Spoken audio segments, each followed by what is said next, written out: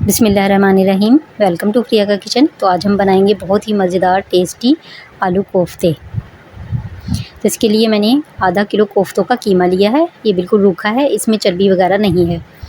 मसालों में 1 टीस्पून नमक, 1 टीस्पून पिसी हुई सुरख मिर्चें, 1 टीस्पून धनिया और 1/4 टीस्पून गरम मसाला ये शामिल कर देंगे। 2 हरी मिर्चें हैं फाइन चॉप की हुई, ये शामिल करेंगे। 2 टेबलस्पून खसकाश है बारीक पिसी हुई, ये शामिल करेंगे। 1 मीडियम साइज़ का प्याज है फाइन चॉप किया हुआ, ये शामिल करेंगे। थोड़ा सा हरा धनिया, 4 टेबलस्पून भुने हुए चने हैं जिन्हें मैंने अच्छे से छील लिया था और ग्राइंड किया है, ये शामिल करेंगे। इससे जो है ना वो हमारे इसकी बाइंडिंग बहुत अच्छी आती है। अब हम इन्हें अच्छे से मिक्स कर लेंगे। तो देखिए मैंने इन्हें अच्छे से मिक्स कर लिया है। अब हम इसके कोफ्ते बनाना स्टार्ट करेंगे। तो थोड़ा सा हम कीमा लेंगे इस तरह से और दोनों हाथों की मुट्ठियों में अच्छी तरह से भींचते हुए इसके बॉल बना लेंगे।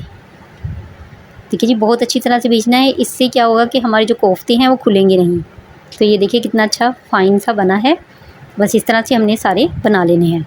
तो देखिए जी हमारे तमाम कोफ्ते बनके तैयार हो गए हैं। इस स्टेज पे आप इन्हें फ्रीज़र कर सकती हैं। तो फ्रीज़र किस तरह से करना है कि हमने एक एयर टाइट कंटेनर ले लेना है या जो भी आपके पास डिब्बा वगैरह हो।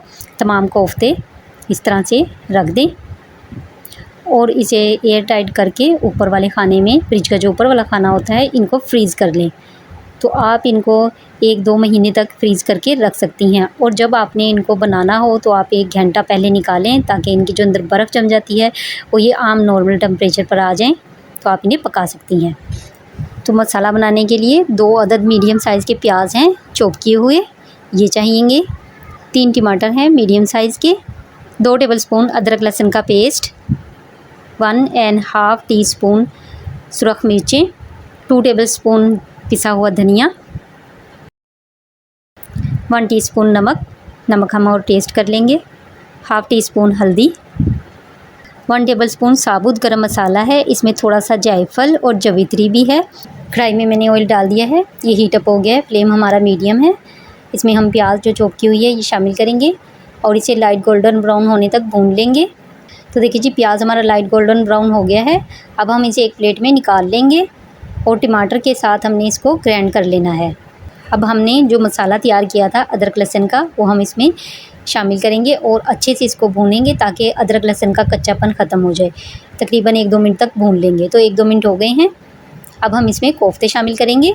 तमाम कोफ्ते जब हमने इसमें डाल देने हैं तो हमने इसमें चम्मच नहीं चलाना, बल्कि कढ़ाई के दोनों तरफ से इसको पकड़ के और हल्के हाथों से इस तरह से घुमाते हुए इन्हें फ्राई करना है।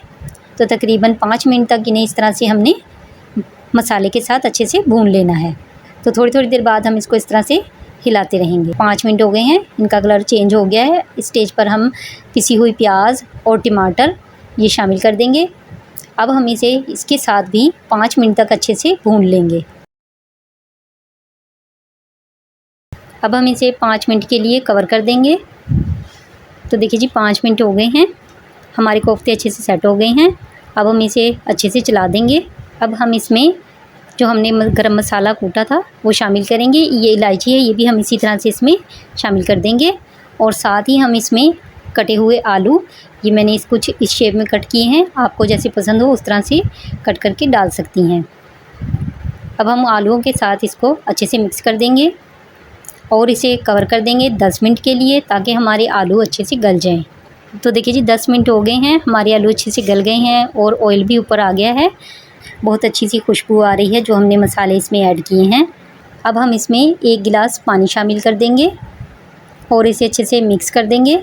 अब हम इस पर हरा धनिया ये थोड़ा सा डाल देंगे इस तरह से और इसे कवर कर देंगे 5 मिनट के लिए ताकि हमारी जो ग्रेवी है वो अच्छे से सेट हो जाए।